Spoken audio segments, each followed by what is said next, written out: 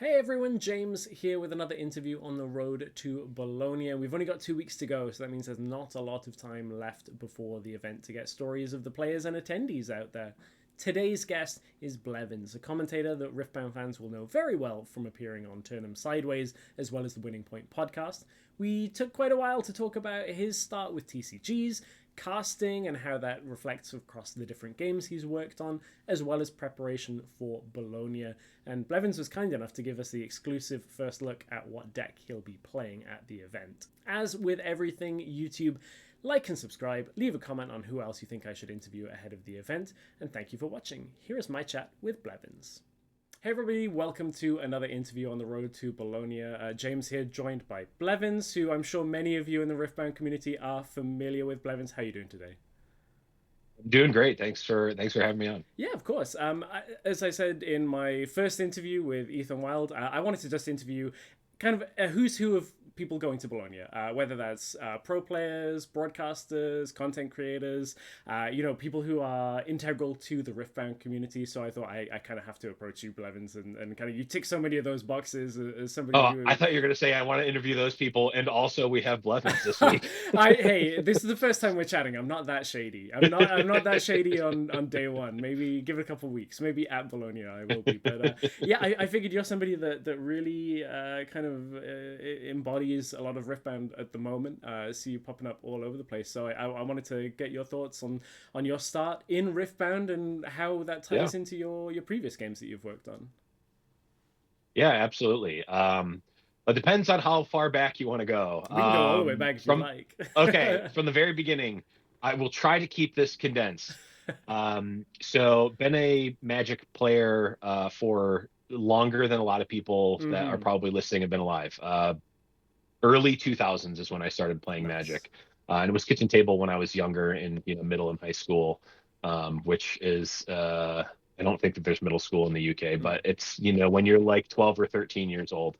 Uh, and as I got into high school and older, and into college, I was a competitive player Mm-hmm. playing. This is back when Grand Prix and Sure. PTQs and state championships and all that stuff was going around for Magic. Had a really I grew up in Buffalo, New York, that sort of area. There's quite a rich history of players and high level players and just competitive nature there. So I did that, and really where my content sort of started was actually as a friend and I would go to different Grand Prix. We would be traveling, 6 to 8 hours in the car because we were college students or younger. Right. But we're not getting on it. We're not buying a plane ticket. If we can get in our buddies, 15-year-old car that will barely make it, and we like scrounge together our pennies to get gas money, we will go there, and we will have 10 of us in a hotel room. It was that sort of vibe. So my friend and I would routinely be in the same car. And after a while, everyone would start to want to be in the car with us because Mm-hmm. we would have these chats and just talk, and we'd be talking smack, we'd be talking game, we'd be just like that friendly banter, as you'd say, just like fun and interesting conversations. And someone, I think it was on the way to Grand Prix Pittsburgh, no idea why I remember this specifically, but someone said, you guys should just record these trips because this is like the most fun I've had. Like, I don't even care about the tournament. Like, this conversation we're having, like the 6 hours to drive there, is going to be better than the tournament. We're like, huh, there's these things called podcasts that people are doing. Maybe we should do one of those. So that started the very first podcast I ever did, and this is a deep cut, was called the Slam Dunklers, which is Wow. like Okay. an inside joke on side of an inside joke inside of an inside joke, and it was specifically about Buffalo Magic the Gathering and its local players at the time, and like somewhat on the greater scheme of Magic, like the most niche thing you could possibly imagine, and it by far is the best pieces of content I've ever done, like by a wide margin. I love that. I love Was that. just The like real this deep cut. hit its on like knew its audience, did not care at all about growing or doing anything, was just the content for the sake of content. Like, I aspire to get back to that someday. That was the early days of podcasts, though, right? Where it was like you really didn't It care was who relatively listened, early. right? So yeah, I remember Yeah. those days. I'm right there with you on. It's not quite as far back. This is probably right around the same Yeah. time you were playing GPs, but like I got serious in Magic with Avacyn Restored, so around about 2012. So probably a Yes, little one of after. my favorite sets. Love It was about Avacyn. that was we were doing the podcast around that Nice. time. Yeah. Nice. And then just to kind of catch us up a little bit to the future, I know you've worked on TFT, Legends of Runeterra, so you're Yes. making some content with the Bazaar. So a lot over the last few years of either adjacent to card games or within the Riot sphere. Yep. So obviously, like Riftbound feels like a natural fit for you, right? You were like immediately like, I have to join this. Yeah, I worked for a company that did the productions for North American TFT Okay, esports, cool. as well as we produced the Americas Was seasonals. that Wisdom? It was Wisdom. Yeah, Yep, okay. that was the company that Casanova and I both worked for at the time.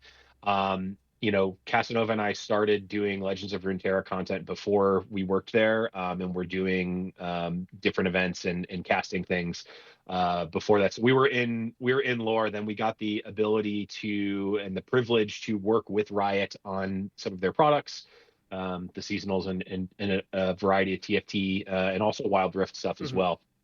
We may have done a league thing, but neither here nor there.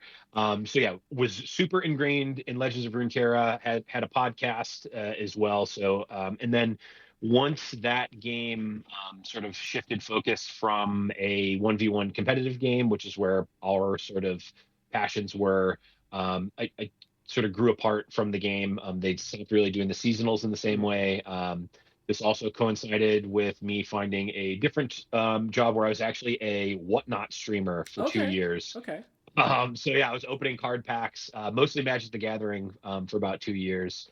And then they announced Riftbound, which is physical TCG, which I've done for the majority of my life. Riot IP card game, like a lot of the same developers as lore. Like, yeah, count me in. I was bought into Legends of Runeterra really before anything but the concept, and then was very pleasantly surprised to find out the game is actually quite good. Yeah. Wow, it sounds like we have a very similar path from like card games into the Riot ecosystem and that kind of thing. So I would love to chat more about like history and that type of thing, but Yeah. I have to drag us into more Riftbound, like current day. Yeah. You You're mentioned, like, oh God, fast forward. no, hey, it's interesting to me. I just I know that Yeah. I would go way too long on talking historical. Yeah. I know you mentioned a little bit about the UK that you alluded to. Am I right in Yeah. thinking you live in Glasgow, right? Do you mind me asking I what took you live- there? Like, how's the local scene? I work in Glasgow. I Okay. live, well, this is a deep cut. I live basically right in between Edinburgh and Glasgow, Okay, cool. in central Scotland. The short answer is that my wife is from here. So Cool. yep, we got married and made the trip here, and yeah, happily living in Scotland now. Nice. How's the Riftbound scene in either Glasgow or Edinburgh if you're halfway in between? Yeah, so it's interesting because the different pockets are quite different. Glasgow actually has quite a rich competitive scene. The same with Magic the Gathering. They have a lot of competitive, players that when I'm talking with them, like, okay, I know exactly what you're doing right now. Like I've gone through this. Competitive grinders going to RCQs, playing on the PT, et cetera, et cetera. Where I am sort of in between is, and some of the other stores I've gone to are actually much more casual. Right. The Magic scene is way like the standard events on Friday will sometimes fire, and Wednesdays, which is unsanctioned, just Commander, like the place is packed, sold out, can't get a seat. Yeah, literally, like it's like standard. You'll see maybe there's like 3 or 4 people, and then like pre-releases will be sold out. But Wednesdays, it's like there's 40 to 50 people there, which is great. So it's like massively different. And Riftbound was roughly the same. I was not expecting to ever. I was expecting like, okay, I'll maybe play multiplayer Riftbound for content sometime, and then be like, yeah, thumbs up. I didn't hate it, and then move on. all for the first like month of the game, all of the Nexus nights I went to were just like casual, show up, Oh, get a okay. Nexus night pack, and then play whoever you want. And everyone wanted to play multiplayer because a Wow. lot of people I talked to, it was their first TCG ever, not even just their, their first, it was their first card game. Hmm. So a lot of people were League of Legends Yeah. fans, or their friends were League of Legends fans, and they're like, "Oh, I kind of like card games, but Magic is 100 years old, so I don't want to get into that." Or I don't care about I'm not a One Piece fan, so I'm not going to Right. play that. But oh, my friend is really into League, or I know about League, and I kind of want to play a card game with them. So Yeah, that's yeah, been exactly the same as my experience with regards to like the numbers and people getting into it. My LGS is quite like spiky, like not in sure, not I'm looking forward to Bologna to see how the players that are going actually yeah, stack up, right? But like within our own area, everyone's like 1v1 yeah, competitive, grinding, like yeah. proxy cards. So it's pretty cool. But I agree, like so many people are like, I've never played a TCG and I've been playing League of Legends. I'm like, how long have you played League for? And they're like, well, I started in 2021. And as somebody who started Yeah. in beta and like was Yeah. casting League like in 2012 and that, I'm like, wow, you're so Yeah. young in like playing League. So it's been really interesting. Yeah. I'd be meaning to play I more quit the game multiplayer. when Kog'Maw came out. That's how old I am. Yeah, I'm right there with you. I'm like, yeah, I remember when Vayne was released. Like, I remember all the way back to beta. But I Mhm. mean, it's so cool to see, how much content that you and the crew at Turn 'Em Sideways have been making. You mentioned Casanova coming up Yeah. in conversation. I'd love to dive a little bit more into like your relationship as casting. Would you say you're a casting duo with Casanova? Is that fair to say? Uh, I mean, I've cast more with Casanova than any other Mm-hmm. human by a pretty wide margin. Sure. And any chance I get to cast with Cass, I will take. The inside baseball of it Mm-hmm. is that usually caster duos are not hired as such. If Right. you both happen to be on the broadcast, the director or producer will make the choices that they see fit. Mm-hmm. But yeah, I mean, I love casting with Cass. There you go. Uh, and yeah, no, we've I mean, there are few people that I have cast an unpaid, unprized tournament for 14 hours, 2 straight Mm-hmm. days with, and I've done that multiple times with Casanova. Yeah, I mean sometimes the metaphorical trenches of like what you just Yeah, gotta put out content, right, which is a little yeah, bit of how and this is purely with respect, the regional co-streams I feel like really is the early yeah. years trenches of like destroying a sleep schedule, like watching Chinese Riftbound in the middle of the night Hmm. when like most of the viewership probably can't even recognize the cards unless you're like the diehard fan. Are you enjoying this phase of Riftbound with like the real kind of mercenary side of things? Oh, absolutely. And again, I'm biased because this is just, for the most part, all I've ever been, which is just the like, I'm going to do the thing that is probably crazier than most people are willing to do, and because I want to and not because I care. Hmm. Um, in very few scenarios, I've not been that. Right. So yeah, no, this is great. Like this is hey, these are the big tournaments that are happening right now, the Chinese regionals. We Hmm. want to cover them in some capacity. This is the way to do it. And like, yeah, we could do a co-stream at a later time that fit our schedules and didn't destroy specifically Casanova's sleep schedule. I gotta say, credit where credit's due. Casanova is the one that is killing their sleep schedule, not me. I wake up at whatever time I feel like in the morning UK time and show up to like the last 3 or 4 rounds maybe, and get to take us home. But yeah, no, this is a great time. This is the time where like you see the people that are dedicated Hmm. to it, and this is not a knock on big content creators that come in because something is a phase, or they're Hmm. mildly interested.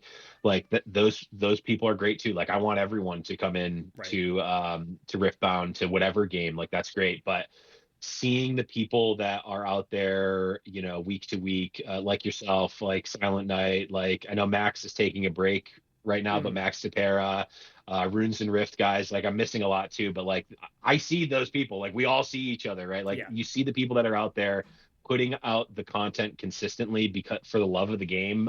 And to me, that means more than almost anything. Yeah, I totally agree with you, and yeah, I think we're pretty aligned on that, especially, and like that's one of the reasons I wanted to talk to you as somebody who is so visible in so much content that's being put out. One of the things you've done visibly over the last week is put a poll out for set 2 of what deck you want to play. Is it for Bologna specifically? Are you letting the poll dictate, or have you? Well, the poll was never to dictate, and honestly, the only reason I put it out as a poll was for ease of viewing. It was never like, all right, chat, pick my deck for me. Okay, it was cool. more like, what it was meant to be was, here are the decks I'm looking at. Send me cool deck ideas for these. And I got basically none, which kind of backfired for me. People were like, oh, play this deck, play this. And I'm like, yeah, no, these are the 4 decks I'm choosing from. I want a cool deck. Okay. And I don't know if you want the exclusive scoop here. I have chosen at least the legend that I'm playing. Oh yeah, that'd be cool. I have decided. I'd be glad. Yeah, I'm going with Lucian. Okay, I'm going nice. with Lucian, which coincidentally was what the poll ended up showing. But that poll was also cursed because it was as close. It was the most number of votes or participation I've ever gotten for any poll for anything. Nice. And it was also the closest for anything that had more than like 4 votes. It was like 29 to 26 to 23 to 20. Like it was like, this is the least helpful thing ever, because A, you guys didn't send me deck lists, and B, it was so close that it was basically like insignificantly different. It was basically 25% for all 4 decks. Social media is helpful as always in determining anything of consequence. I don't want to pick too much into your reasoning, just because I think being at Bologna and playing, I don't want to give away too much of your thought I process. couldn't care less about that. Okay, cool. I don't care at all about that. any specific reason for Lucian? Do you feel like it's particularly well placed? Yes. So the first thing is, I'm specifically going for metal card. That was always the case. Okay, cool. There was a 0% chance I was playing Draven. There was I wanted to play a deck that I thought I could win games in matches against Draven from a non-expert player. Sure. And just had a strong game plan going into the field, which I think Lucian does. I was originally going to play Hook Fiora before it actually ended up being a good deck.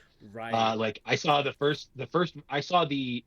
Chinese City Challenge Hook Fiora, and I'm like, oh, this is the type of meme I can get behind. Like, I love baited Hook, like Fiora looks cool. And then I actually played it a little bit. I'm like, wait, this deck is actually quite good. And then literally the next week it made it into the finals, and the following week it was in the finals again. The regular Fiora was in the finals the first time, and then Hook Fiora was. So I now know players that are going to Bologna that are likely on those lists, and I won't reveal who they are or their lists, but there are people I know that are going there. I'm like, I'm not trying to like out. There are players who are significantly better and have put more time into it than me, that I'm not going to try to fight them for a medal card. I will fight random faceless enemies in Bologna for a metal Lucian, but when I know the player, like Sivir was another one that initially was there, and then it's now you're like, you have to be Randy in playing Sivir. Maybe you're like, oh, that's probably not going to happen. The whole thing for the metal card is that you don't like. It reminds me of an old flavor text on a Magic card called King Cheetah. Okay, and the flavor text goes something like this: when you and a friend are being chased by a King Cheetah, remember this: you don't need to outrun the King Cheetah. You need to outrun your friend. Exactly. So I don't need to win the tournament to get a Metal Lucian card. I just need to beat everyone else that's playing Lucian in this small tournament. Now, Lucian may have flown too close to the sun getting top 8 in this last week, but I'm at the point now where I have to lock in. Yeah, exactly. You're close enough that you got to source the cards, make sure you need to source cards and then actually practice. That's the hardest part at this point, perhaps. You mentioned Draven a little bit there.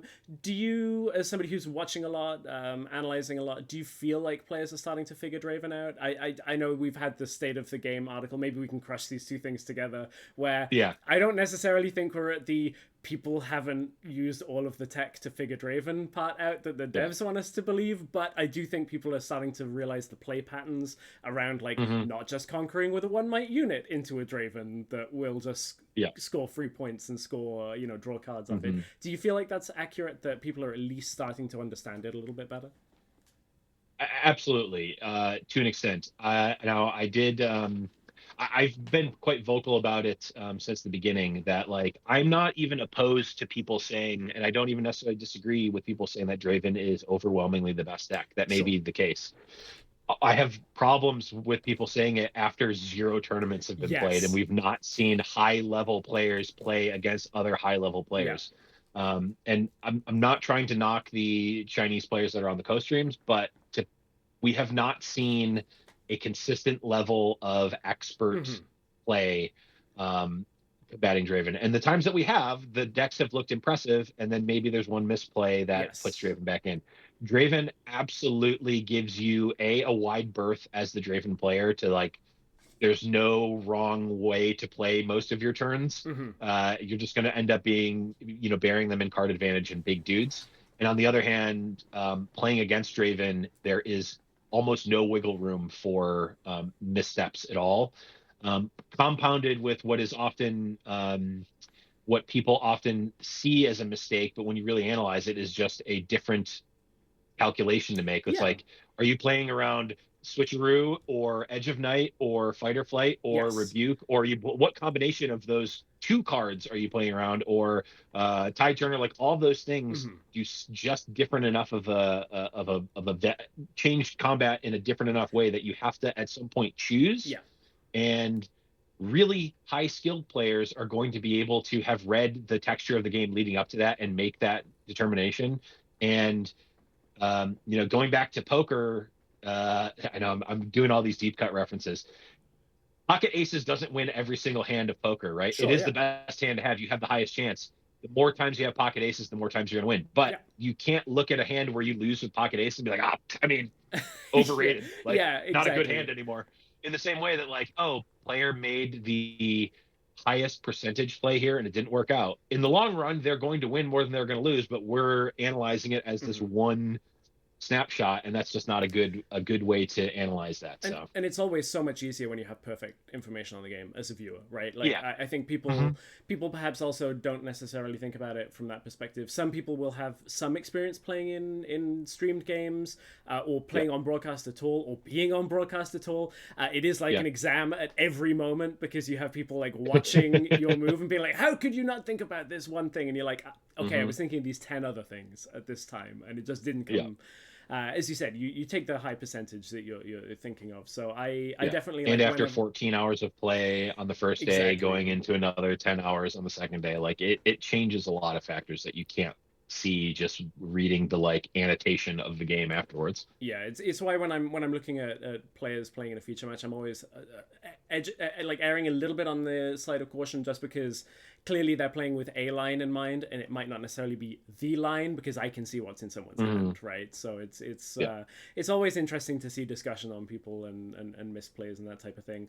Well, I got a couple more questions for you. These are a bit more quick fire that I'm asking to everybody I interview. So the first one is your favorite card to play in Riftbound. It has to be Baited Hook. I'm an old school Birthing Pod player from back. That's when I used to play Modern, was when Birthing Pod was legal. So that's, again, kind of dating myself here. But first time I saw that card, I'm like, this card is probably good now, but even if it's not, it will be good eventually. And it's just a cool, like, it opens up so many different lines of play, and is such a cool build around that I love Baited Hook. That's fair. I also have a few things, like when Fizz was done, and I'm like, Snapcaster Mage, nice. I'm ready for this. Okay, next one. Your least favorite card to play against. Okay. Right now, because this one more so than any other card crushed my dream of playing Ornn. It's Bryn here. The whole concept of the Ornn deck is to make this unkillable Ornn, or this unkillable board state, and then have all this interaction, which is kind of a cool, like, control-y line of play. But when they have, like, you can't play stuff anymore, there's nothing you can do. Like you can have a 500 might Ornn and they just go Bryn here, rebuke, and it's like, yeah, you can pay the 15 deflect. Well, you can pay up to 12 deflect or whatever in one turn. It does not matter. Like it gets pushed back. Yeah. So yeah, Bryn here, I think more so than a lot of other cards leads to like the strategy I was thinking of doing here is completely negated by this like relatively decent statted unit. That's fair. That's fair. Not a Death and Taxes type fan then from Magic for players that might know. I think that those types of decks existing is fine. It's just not what I want to play against. That's fair. And it also like this early on kind of kills like some cool things that you might be able to do in my mind. Fair. I think that's a fair assessment of it. Underrated card that exists in Riftbound? Underrated card that exists in Riftbound. Right now, I've been big on seals in general. I don't even necessarily think that they're good. Like, I don't think that there's too many decks right now that would be like, oh, you should definitely be playing seals. Right. But like right now, everyone is like, oh, the purple seal's broken. It's the most broken card ever. Holy crap! It's like, you know, $30 or $40 now. Yeah. And not that long ago, I bought 5 of them for under $10, and I'm like, yeah, this card's going to be good at some point. And I'm just doing that right now with orange seals. Like I've been trading. I think I have 7 orange seals now because I've just been every time someone has, I'm like, yeah, are you trading that? Yeah, I'll take it. Like it will only take like they're. I think when people initially saw them, like, oh, these are Moxes, they're super good, and they're like, wait, these aren't Moxes. And instead of being like, let's see how, like, there's a lot of room between a Mox and unplayable. Yes. And instead, people went to like, oh yeah, don't play, like, these are bait, don't play seals. And I'm like, you just need the right card. You just need the right card. And as we've seen, sort of dangled in front of us here with these. You know, stack deck, what they call Miracle. I still hate that name. Same. But the Miracle lists that are powered by these seals, like, yeah, orange seal right now specifically is the one for me. That's an interesting thing. Just as a longtime Magic player, hearing terms like Cascade but be different, and Miracle but be different, and like as a Pioneer player, hearing people talk about pushing units, I was like, "There's no fatal push effect here." There's no like, fatal push, yeah. I was like, "We're not killing this. That doesn't exist." So yeah. I'm happy to hear somebody else say about Miracle, where I'm like, I don't really get it, but I'll come on board.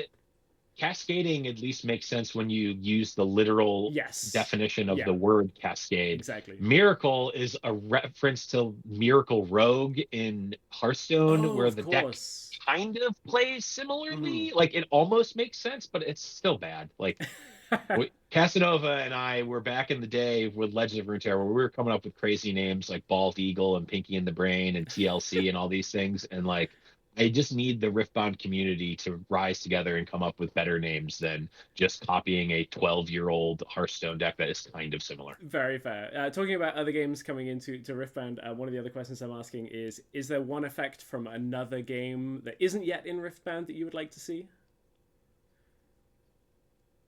Yes, there definitely is, and I've never thought about this before, weirdly enough.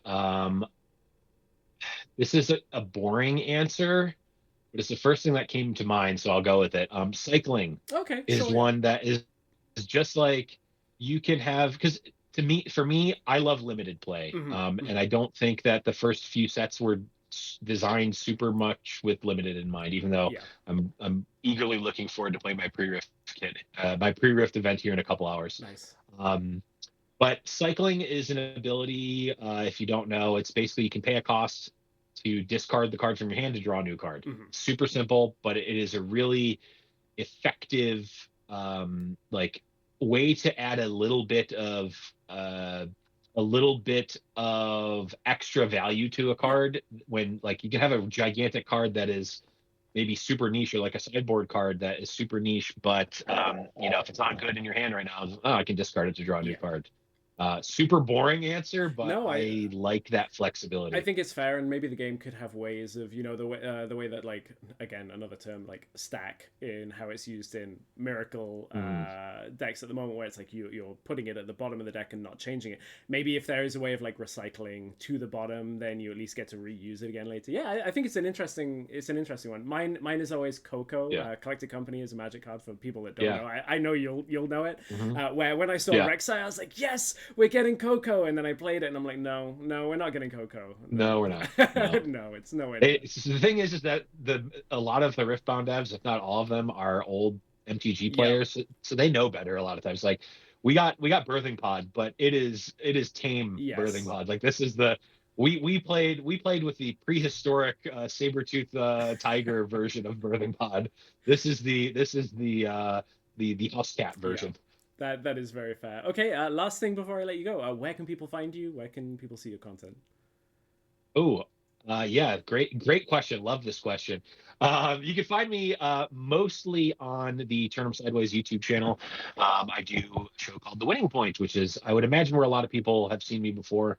On there, also the Chinese co-streams on the Turn 'em Sideways YouTube channel as well. I have, in the past few weeks, started doing TikTok. Actually, I'm the underscore Blevins on TikTok, as well as Twitter, but I mostly just complain on Twitter and retweet stuff rather than actually do content on Twitter.